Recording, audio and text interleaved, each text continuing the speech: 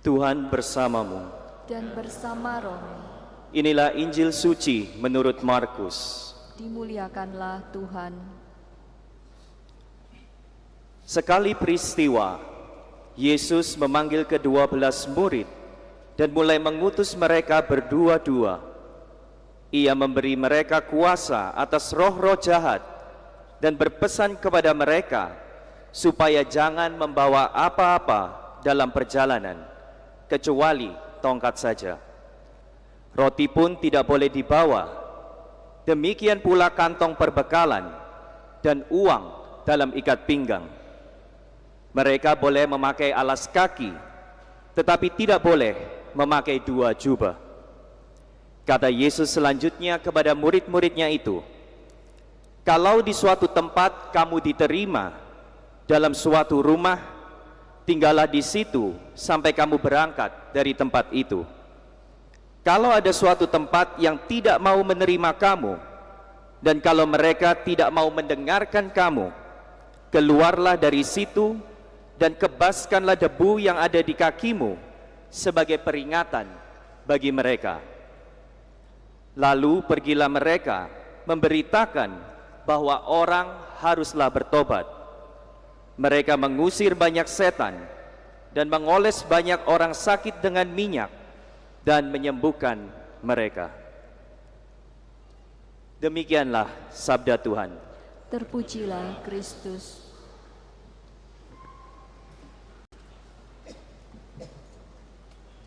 Beberapa hari yang lalu, saudara-saudariku yang terkasih, saya sedang buka Instagram. Dan di IG story itu kemudian muncul satu postingan seorang teman yang akan sedang berlibur. Saya lupa entah itu keluar kota atau keluar negeri. Kemudian dia lihatkan di sana barang-barang yang akan dia bawa selama perjalanan. Barang-barang yang kemudian akan dia bawa selama liburan. Dan yang cukup menarik adalah untuk perjalanan yang sebenarnya tidak cukup panjang. Mungkin waktu itu dia tunjukkan mungkin cuma 3 atau 4 hari. Ternyata dia harus membawa begitu banyak barang.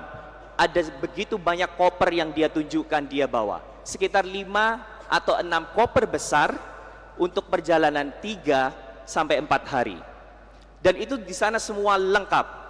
Mulai dari obat-obatan ada di sana, semuanya lengkap. Ada paracetamol, dia tunjukkan ada obat diare, obat sakit perut.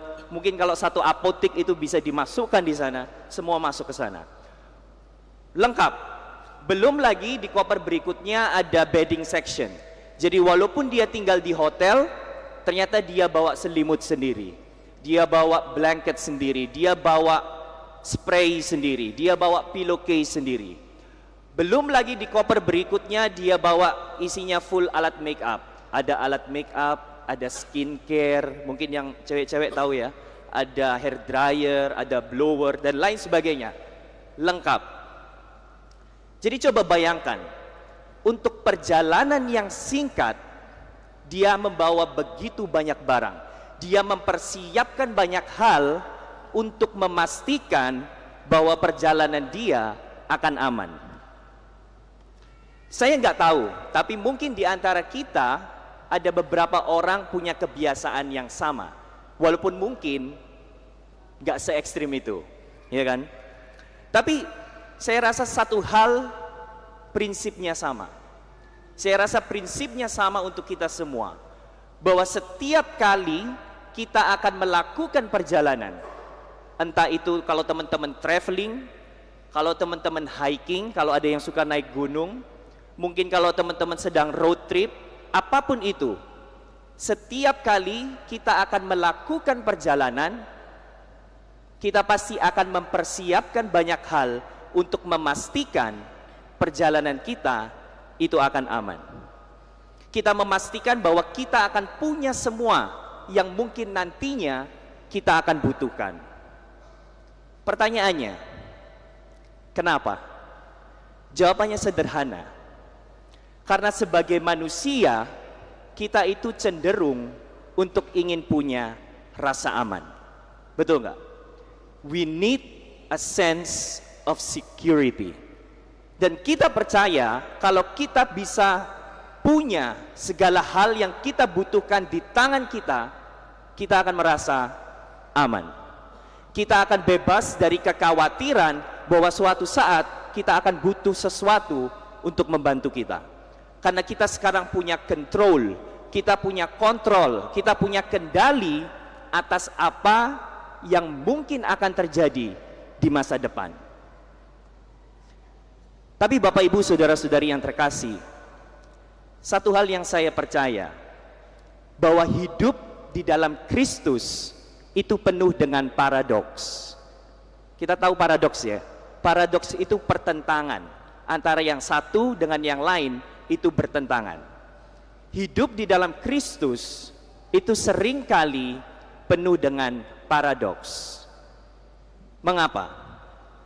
Karena seringkali perspektif Tuhan itu bekerja secara terbalik, upside down, dari apa yang rasanya alami bagi dunia. Dan kita lihat paradoks ini di mana-mana. Saya kasih Anda contoh.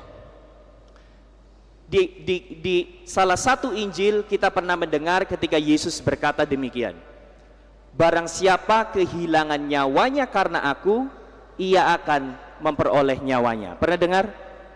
It's a paradox, isn't it? Bagaimana seseorang kehilangan nyawanya tapi malah mendapatkan nyawanya. Belum lagi kita pernah mendengar bahwa di dalam memberi kita menerima. Betul ya? It's a paradox again. Karena ketika orang memberi, harusnya dia berkurang. Tapi dikatakan ketika engkau memberi, engkau menerima. Hidup di dalam Kristus itu penuh dengan paradoks. Dan hari ini, di dalam Injil hari ini kita membaca Yesus memberikan instruksi kepada muridnya, satu paradoks lain yang sangat radikal. Apa itu? Yesus memanggil murid-muridnya dan kemudian dia mau mengutus muridnya. Lalu Yesus berkata, pergi tapi jangan bawa apa-apa. Ketika kita semua dalam perjalanan hidup selalu berusaha untuk membawa banyak hal, membawa banyak bekal, sehingga kita tidak lagi khawatir akan apa yang terjadi ke depan.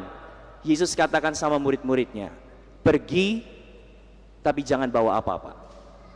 Oke, tongkat boleh bawa, tetapi jangan bawa roti, jangan bawa bekal. Yesus lagi katakan jangan bawa uang di dalam ikat pinggangmu, jangan engkau membawa apa-apa. Saya percaya bahwa Tuhan kita itu tidak sedang mengajarkan murid-muridnya, dia tidak sedang mengajarkan kita untuk tidak mempersiapkan diri. No, that's not the point. Yesus tidak sedang mengajarkan murid-muridnya untuk menjadi orang yang sembrono atau naif. No. Tetapi Yesus ingin mengajarkan kepada muridnya satu pengalaman rohani yang besar, satu pengalaman rohani yang radikal. Dia ingin katakan, kalau engkau benar-benar ingin memiliki rasa aman, jika engkau benar-benar ingin lepas dari kekhawatiran dan kecemasan, if you really and genuinely want to feel secured, Yesus ingin katakan, do not become attached to this world. Jangan lekatkan hatimu kepada dunia. Jangan sandarkan hatimu kepada bekal-bekal dunia, whatever they are. Yesus ingin katakan, trust me. Trust me. Belajarlah untuk percaya dan bersandar kepadaku. Saudara-saudari yang terkasih, hari ini barangkali Tuhan ingin mengingatkan kita lagi dan lagi, kalau benar bahwa hidupmu itu adalah perjalanan, kalau benar bahwa hidupmu dan hidupku itu adalah perjalanan, mungkin Tuhan ingin ingatkan, Tuhan ingin tanya lagi sama kita, kemana selama ini kita belajar berserah? Atau kepada siapa atau mungkin bahkan kepada apa kita selama ini bersandar. Kita semua tahu bahwa kita hidup di dunia yang penuh dengan ketidakpastian. Our world is full of uncertainties, right? Penuh dengan ketidakpastian. Dan wajar jika seringkali kita itu mencoba untuk meraba-raba untuk mencari tempat untuk bersandar. Tetapi permasalahannya, saudara-saudari yang terkasih, seringkali sebagai orang Kristiani, seringkali sebagai orang Katolik, kita itu salah bersandar. Kita seringkali salah dalam bergantung. Bukannya bersandar kepada Tuhan, justru malah kita bersandar kepada bekal-bekal dunia. Lebih-lebih lagi kemudian kita bersandar kepada kekuatan manusia. Entah itu kepada orang lain atau pada kekuatan diri sendiri. Nah, kalau sudah begitu, efeknya apa? Saya percaya bahwa salah satu dari sekian banyak musuh dalam kehidupan rohani kita adalah keyakinan bahwa kita bisa melakukan banyak hal dengan kekuatanku sendiri tanpa Tuhan. Salah satu, sekalinya kita menjadi nyaman bersandar dengan dunia atau pada kekuatan manusia, akan sangat mudah bagi kita untuk jatuh di dalam perangkap berpikir bahwa kita bisa mencapai segalanya sendiri. Kita yakin bahwa kekuatanku, keterampilanku, kepandaianku, hartaku, kuasaku, usahaku, kemauan kerasku, apapun itu sudah cukup untuk mencapai tujuanku. Semuanya itu sudah cukup untuk membangun hidupku sesuai dengan desainku sendiri. Maka singkatnya kalau saya boleh katakan, mungkin seringkali kita itu lebih mengandalkan kekuatan terbatas tangan kita dibandingkan belajar untuk berserah kepada rahmat dan karunia Tuhan yang tidak terbatas. Maka apa yang Yesus sampaikan kepada muridnya hari ini sebenarnya menjadi satu reminder untuk kita, menjadi peringatan bagi kita bahwa sebenarnya kekuatan terbesarmu, seluruh bekal-bekal yang mungkin kau siapkan di dalam dunia ini, yang kau pikir akan mampu menjaga dan menyelamatkanmu, sebenarnya akan menjadi tidak berarti apa-apa tanpa Tuhan. Kau boleh punya segalanya, kau boleh andalkan segalanya di dunia ini, tetapi di luar aku, perjalananmu pada akhirnya akan menjadi sia-sia. Saya tidak mengenal Anda satu persatu, saudara-saudara yang terkasih, tetapi saya percaya bahwa setiap kita berjalan dalam hidup ini, dan kita tahu bahwa hidup bersama Tuhan itu tidak pernah mudah, betul? Hidup bersama Tuhan itu seringkali sulit, bahkan seringkali membuat kita harus bertekuk lutut. Tetapi kalau kita sadari, kalau engkau lihat pengalaman hidupmu, engkau akan sadari bahwa di dalam perjalanan hidupmu akan ada fase-fase, akan ada masa-masa, akan ada momen-momen di mana engkau mengalami banyak penderitaan, engkau mengalami kesusahan, kita mengalami yang namanya penderitaan dan kesesakan. Tetapi satu hal yang mau saya ingatkan atau saya mau bagikan kepada Anda semua malam hari ini, dan ingat ini baik-baik, justru seringkali engkau akan menemukan Tuhan tidak di dalam kelimbahan, tetapi di dalam kekurangan. Justru di dalam kesesakanmu itulah engkau akan menemukan Tuhan. Ketika segala sesuatunya mungkin diambil daripada kita, mungkin ketika segalanya seakan-akan dilucuti dari kita, ketika kita tidak lagi membawa apa-apa di dalam perjalanan, atau bahkan mungkin ketika kita tidak lagi mampu bersandar kepada apapun selain Tuhan, justru di saat itu kita akan mampu melihat Tuhan dan berkata, oh benar, Tuhanlah yang selama ini menjaga dan memeliharaku. It is God who always takes care of me. Maka dalam perayaan Ekaristi ini, Bapak Ibu, saudara-saudari yang terkasih, mari kita belajar.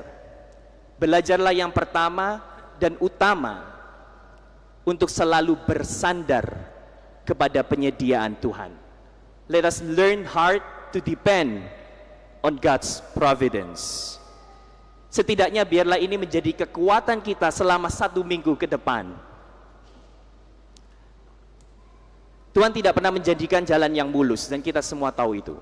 Akan ada momen mungkin kita akan menemukan himpitan, kita akan menemukan tantangan di dalam setiap perjalanan hidup kita masing-masing. Bahkan mungkin kita akan mengalami penolakan, pengkhianatan, dan lain sebagainya. Tetapi belajarlah dari apa yang Yesus sampaikan kepada murid-muridnya. Apa yang dia katakan? Kalau engkau masuk ke dalam satu tempat dan engkau ditolak di sana, Yesus katakan apa? Kebaskanlah debu di kakimu dan pergilah. Yesus ingin katakan, kalau engkau menghadapi pencobaan, rasa sakit, penolakan di dalam perjalanan hidupmu, Yesus ingin katakan, go and move on. Go and move on. Jangan izinkan perjalanan hidupmu berhenti di mana engkau saat ini berdiri. Seberat apapun jalanmu, sejauh apapun tujuanmu, selelah apapun mungkin engkau saat ini berjalan, Tuhan ingin katakan, bersandarlah kepadaku. Trust me. Maka sebagaimana kita akan melanjutkan perayaan Ekaristi kita hari ini, kita sama-sama berdoa, semoga Anda dan saya, semoga kita semua terus tumbuh di dalam kepercayaan, dan kita terus mampu melangkah di dalam kebergantungan pada Tuhan. Percaya betul dan yakin betul bahwa Bapamu yang memanggil dan mengutusmu, lihatlah bacaan kedua, Bapamu yang memanggil dan mengutusmu, Dia yang akan menyediakan segala kebutuhanmu, Dia yang akan memberikan kepadamu segala berkat-berkat rohani yang kau butuhkan, sesuai dengan kekayaannya yang mulia di dalam diri Yesus Kristus, Tuhan dan Juru Selamat kita. Amin.